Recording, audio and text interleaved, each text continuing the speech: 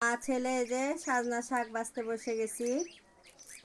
এগুলা সাজনা শাক হচ্ছে আমরা ভাজি করে খাই।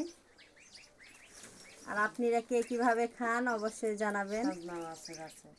এই যে আমাদের গাছের সাজনা, এখন খেতে অনেক ভালো লাগবে। এগুলো 12 মাসের গাছের সাজনা তো। আর এগুলা হচ্ছে সাজনার শাক ভাজি হবে। আম্মু, হ্যাঁ বাবা। কি বাসছো? আম্মু, হ্যাঁ বাবা। আমরা কেন গরিব হয়েছি? আল্লাহ আমাদেরকে গরিব বানাইছে, তাই গরিব হয়েছি বাবা। আমার কি মাছ মাংস খেতে ইচ্ছা করে না? তোমার, হ্যাঁ তা তো করে বাবা, সবারই ইচ্ছে করে। কেন তোমার মাছ মাংস খেতে ইচ্ছা করছে? হুম। তাই? জি। কেন এই শাক রান্না করবো তাই তুমি এই কথা বললা?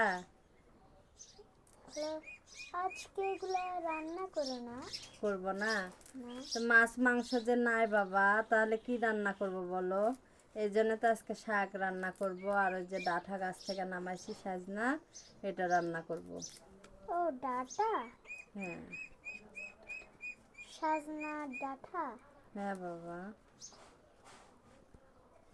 এগুলাই যে খেতে হবে সোনা, প্রতিদিন মাছ মাংস খেতে চাইলে পাবা? ঠিক আছে, আজকে এগুলা রান্না করো। আচ্ছা শোন, আমার লক্ষ্মীটাকে যা বোঝায় তাই বুঝে।